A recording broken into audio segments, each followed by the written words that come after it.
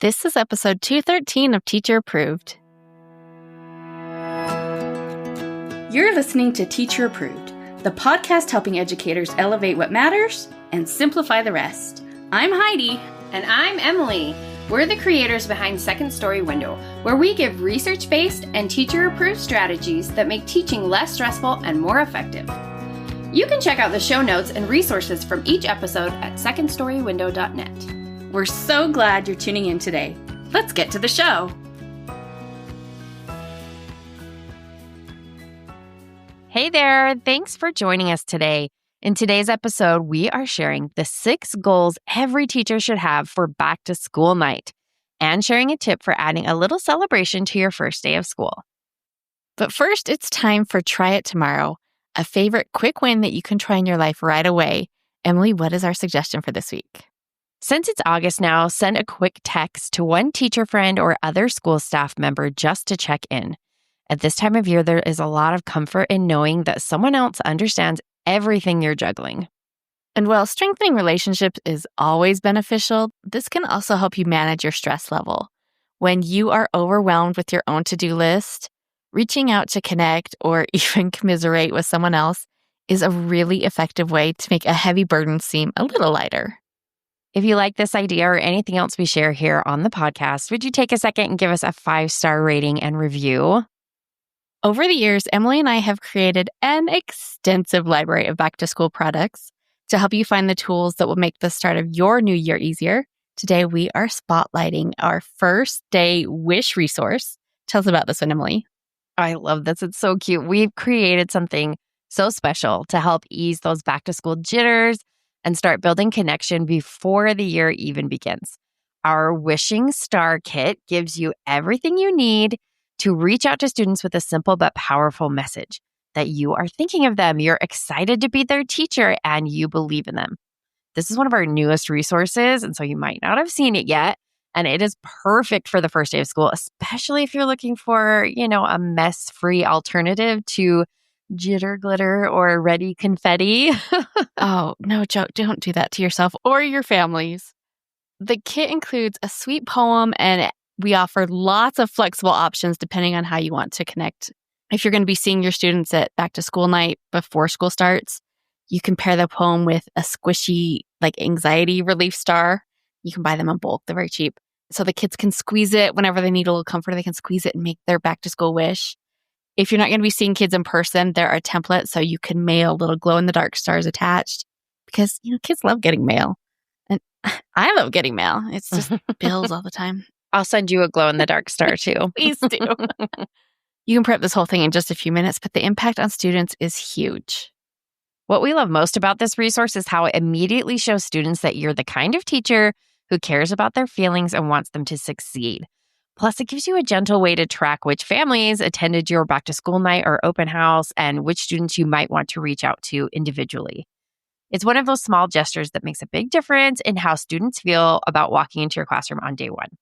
And if you're interested, you can grab the first day wish kit from the link in our show notes. So here we are, early August. Some of you are already back in your classrooms, and some of you are still savoring those last few weeks of summer break. But regardless of where you are in the back-to-school timeline, there's one event looming on the horizon that can make even veteran teachers feel a little bit anxious.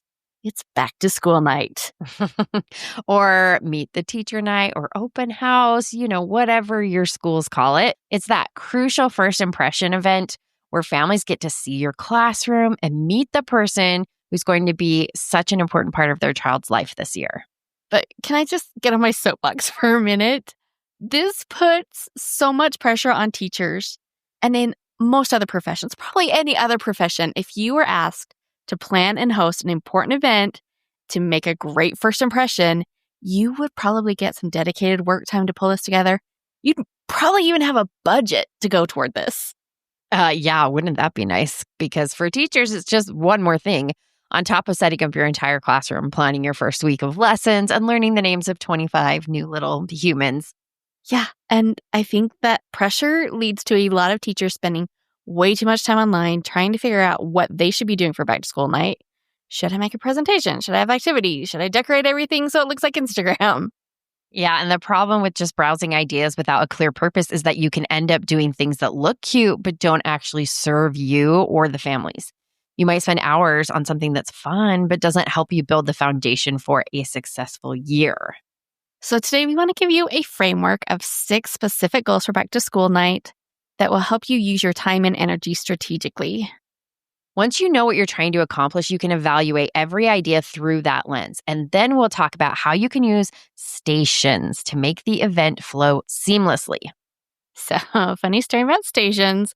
Early in my teaching career, I actually got my friend and teammate Cassidy in trouble for doing stations instead of making a formal presentation at back to school night. Oh my gosh, I can't believe you did that to Cassidy and she's still your friend. What happened? Well, it was totally unintentional. I had seen the idea in a Scholastic teacher book, you know, the kind that we used to spend all that money on back in the day, Yeah. because that was the only resource. And it had suggested doing stations for the back to school open house. And I had done it for a couple years and she was a brand new teacher, so I suggested it to her. But Mr. Olison, whose wife taught at our school, and yes, I am going to out him because it's been 20 years, he didn't like it. So he complained to the principal. Wait, was that like a parent or who was that? Oh, so his daughter was in Cassidy's class. And he didn't like the stations? Yes, he had to come to the open house because his wife was obviously running her own open house. And he was unimpressed with stations, apparently. Imagine being a parent on back to school night and you're going to already attack your kid's new teacher for how they ran it.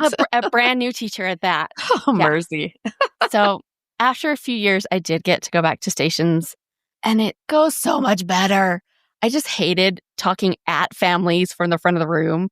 It's so impersonal and it's so boring for everyone involved. Oh, amen. As a parent, I do not want to go in and stand there awkwardly while the teacher talks to like 30 parents crammed in there, because sometimes you've got both spouses there and then kids and sometimes younger siblings, and it is the worst. I so much prefer it when I can go in and do stations, because I do not want to be sitting in that tiny desk while someone reads their classroom policies to me. Like, that can be an email. Tell me about it on my own time. Oh, exactly. I had no idea we had such big feelings on this, but apparently we do.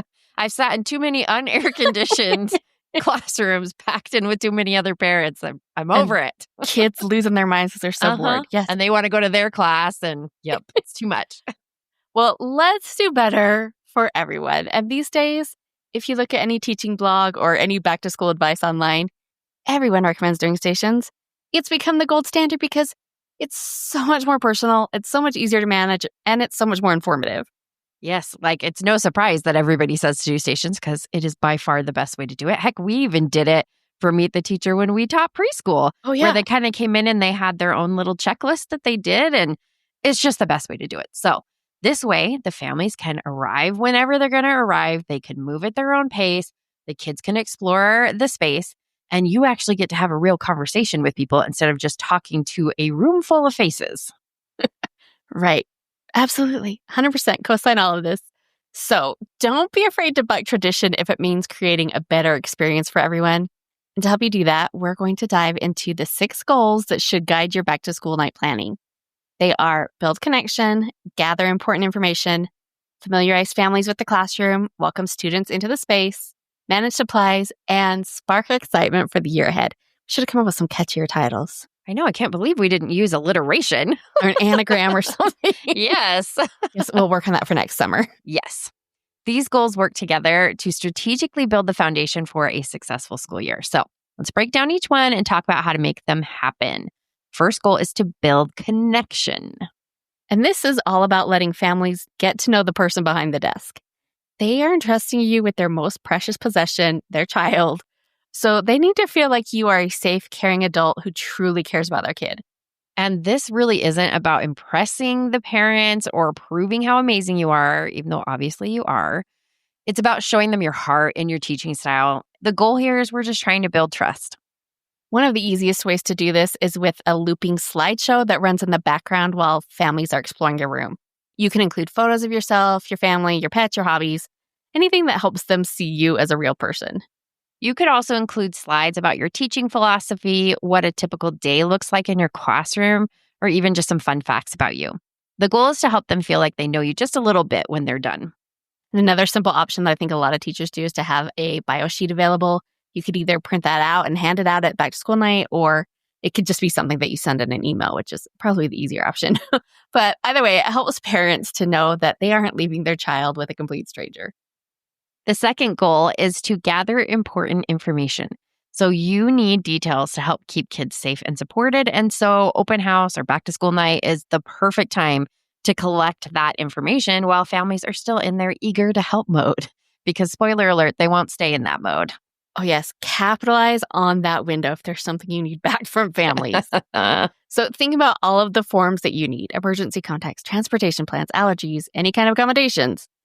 This stuff is too important to leave to chance or hope that it trickles in over the first few weeks. You can make this so easy by setting up a dedicated station in your room with all your forms clearly labeled. Or if you want to go digital, you can have QR codes that link to online forms that families can fill out on their phones right there in your classroom. Or make it really easy if you have access to Chromebooks or tablets. You can set up a station where families can fill out the digital forms right then. However you're collecting this information, just make sure there's a clear way for people to turn that in. If they're turning in papers, have a clearly marked basket. If you're doing it online, have all the steps printed out so you don't have all the questions. Yeah, one year, my son's teacher had it where when we got there and we were going through the checklist of things to do at the open house, one of them was for him to get out a Chromebook, log in for the first time. So he was getting it all set up for himself, which I thought was really smart to make the parent help do that. Yes, that's so clever. Yes. And then on his computer, I filled out the forms I needed to fill out. And so I was like, that is actually, I'll be honest, it wasn't necessarily slick because it was a pain in the butt to help him get logged in because, of course, there were issues.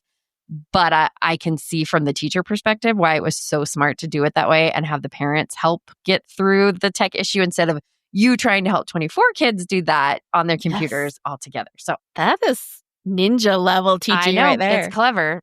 So anyway, the key is whatever you're doing here, make it obvious and easy. You don't want families wandering around, wondering where they're supposed to put things or what they need to fill out. Goal number 3 for back to school night is to help families, both the students and their caregivers, feel at home in your space. When families understand how your classroom works, it eases first day nerves and it shows them that you run a structured, student-friendly room. This is where that station approach really shines because instead of just talking about where supplies live and how routines work, your families can actually see and explore for themselves. This is where you can have a lot of fun. You could create a self-guided scavenger hunt with tasks like find the classroom library and browse the books, or locate the supply station and draw a smiley face with a marker. Or you could simply have clear labels and signs throughout your room with short explanations. Like you could have a little sign by your reading corner that says, this is where we gather for read alouds, or students can choose books from these bins during independent reading time.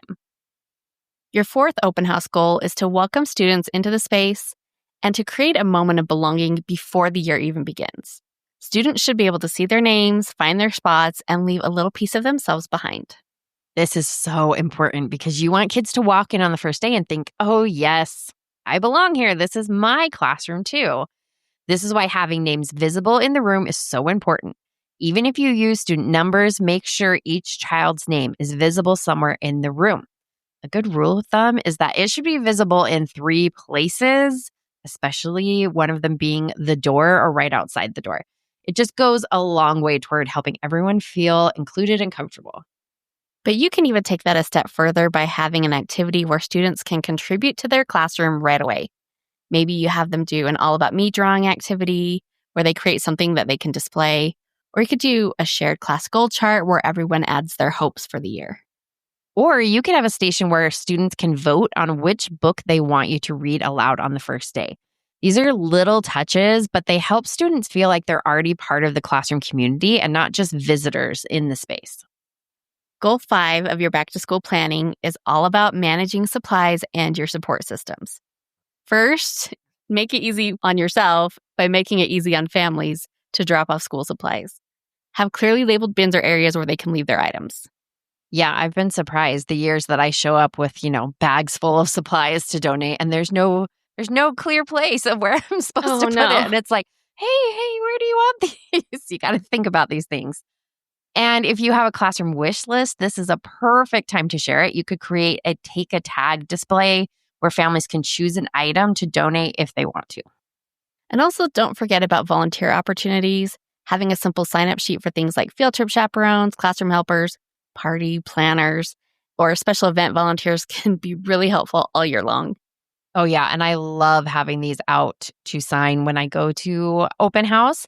Obviously, just keep it simple and pressure-free. Some families are going to be eager to help, and others might be dealing with work schedules and other constraints. And that is perfectly okay. We don't want anyone to feel like they're not contributing if they can't sign up for a volunteer opportunity. And finally, goal 6 is to spark excitement for the year ahead. You want people to leave this event feeling like something wonderful is beginning.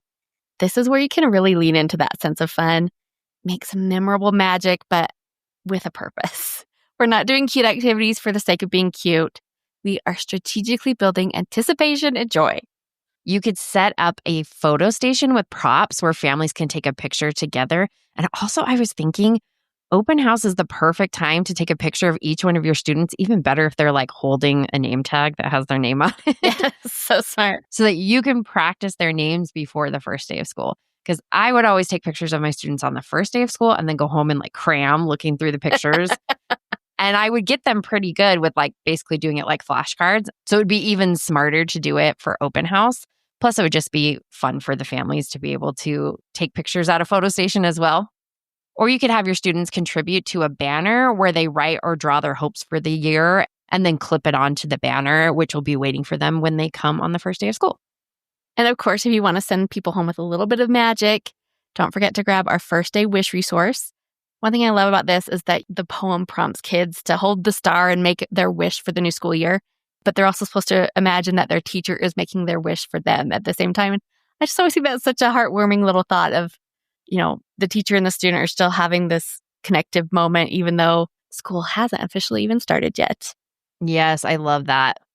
And the point is to end this open house or back to school visit on a note of joy and anticipation. So whether it's their first year at your school or their last, every student deserves to feel like they're about to embark on something amazing.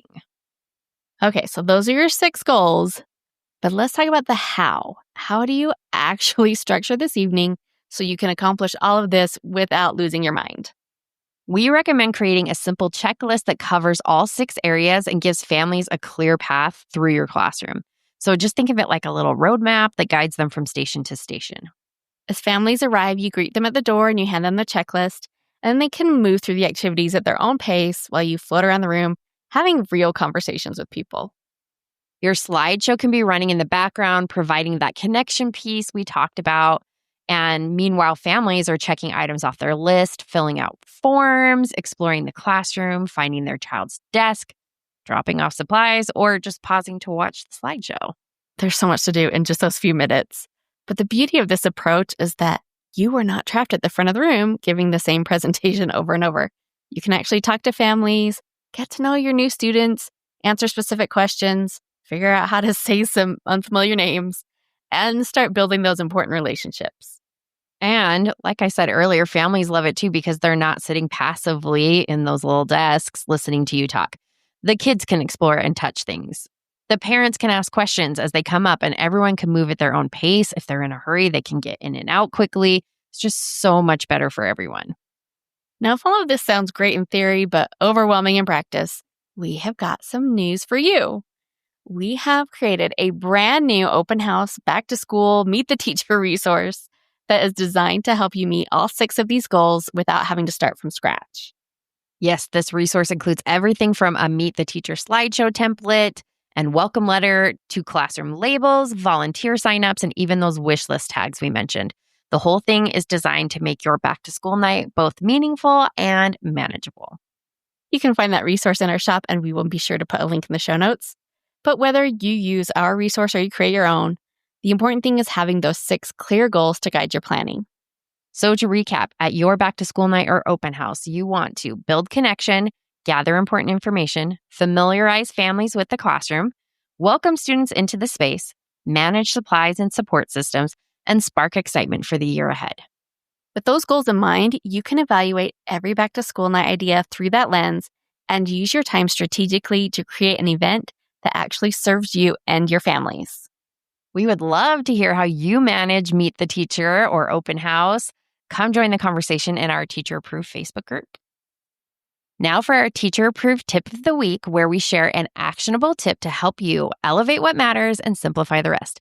This week's Teacher Approved tip is a classic one that we've shared before, but we're revisiting again because it's so timely. And it's about starting the year with a celebration. So Heidi, will you tell us about this one? Yeah, unfortunately, we can't take credit for this. This comes from Joanna at Head Over Heels for Teaching. And she has a tradition every year that we absolutely love. So as the first day of school comes to a close, she distributes Happy New Year hats and horns. And the class does a countdown to the bell ringing at the end of the first day. It's such a whimsical way to kick off the new year, and we want to help you make this happen in your own classroom. So we have a set of Happy New Year headbands, glow-in-the-dark glasses, and horns to give away. So come join us in the Teacher Approved Facebook group and comment on the giveaway post, and you will be entered into a drawing to get your own class set of Happy New Year supplies so that you can try out this tradition this year. To wrap up the show, we're sharing what we're giving extra credit to this week. Emily, what gets your extra credit? I'm giving extra credit to the Kloodle Kids Activity Books. So I just got one of these for my son for his birthday, and it has been a massive hit. I got him the first one, which is The Case of the Dumpleton Diamond.